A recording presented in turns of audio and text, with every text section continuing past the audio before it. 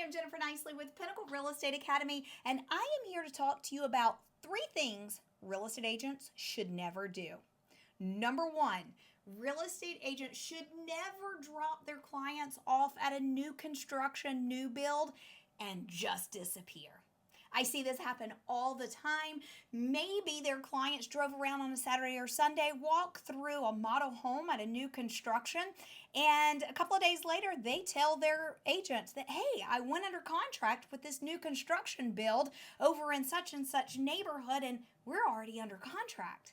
And then the agent says, oh, great, I will give that builder a call, put my name on the sheet, get paid. Call me when the thing's closed. The model rep's going to walk you through the whole process. That is absolutely wrong. You are not representing your client well at all. And reality is you're not actually representing your client because you disappeared. Here's the thing. Model home reps represent the builder. They do not represent the buyer. This is why you need a real estate agent or a realtor to help you with new construction. So when I show or other real estate agents show properties for new construction, they need to be there every step of the way. You can negotiate with new construction just like you can negotiate with resale. But it's actually a little more complicated with new construction because maybe the home isn't built. Maybe it is built and it's a spec home, which means it is completely done. You should still have inspections. You still need to have an appraisal. You still need to do walkthroughs. Some of these are called punch list walkthroughs, where we make sure everything is correct in the new build. It is extremely important for a real estate agent to be involved with their consumer on new construction. Whether this is a track build or a custom build, they should be there every step of the way. Now, number 2, stay in contact.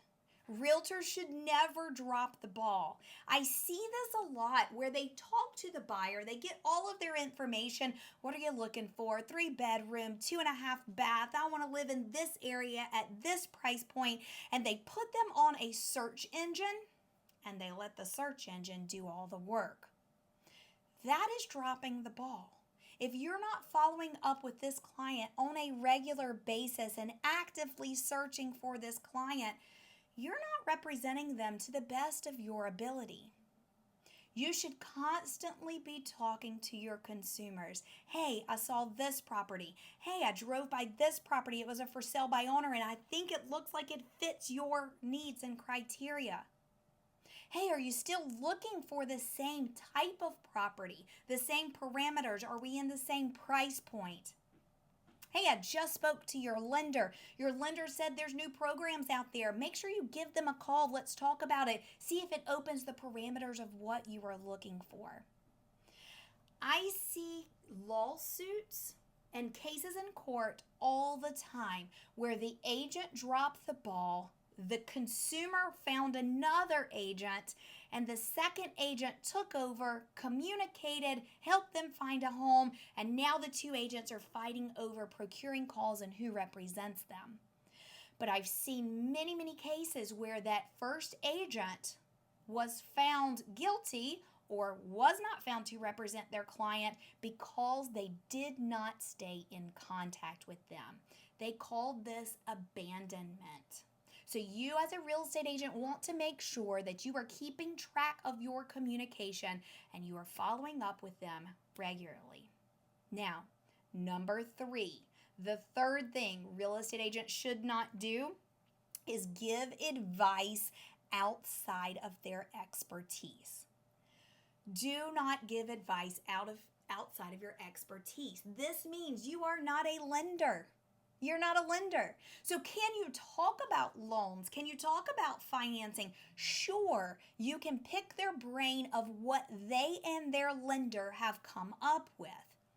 But as far as you should go with this loan, you should not lock in your rates because the rates are going to drop soon. Those are things you cannot say. You are not a loan officer. You are not a lender. You are the realtor. You are the person, the middleman who holds all the expertise together. You're the one that says, okay, let's talk financing. Let's call your lender. Oh, we need to talk about your deed and your title. Let's call the attorney. Your expertise is connecting them with the expert to give that advice. So stay within your realm. And now another facet of this would be if you focus on residential, stick with residential. If you focus on commercial, stick with commercial. If you focus on property management, stick with property management. If you dabble a little bit in all of it, you don't become the expertise in any of it. Let me give you a metaphor for this. I went and got my carry and conceal. We had to shoot 50 rounds during my class. Now, what my class said was, if I never shot that gun again, if I never went to a shooting range and practiced, but one day I had to use that gun and I go to court, court is going to say to me, how often do you practice shooting? And if I say I did 50 rounds when I got my carry and conceal, they're going to say, you are not an expert.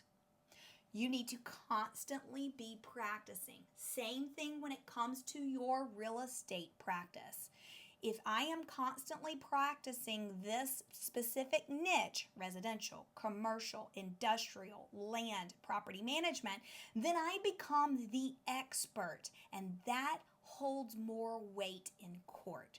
So stay within your realm of expertise, whatever you have chosen, whatever is in your business plan, and that's going to keep you out of trouble. So when it comes to a member of society, choose an expert that focuses on what your specific needs are, not just your neighbor, your best friend's mama, your family member's last realtor.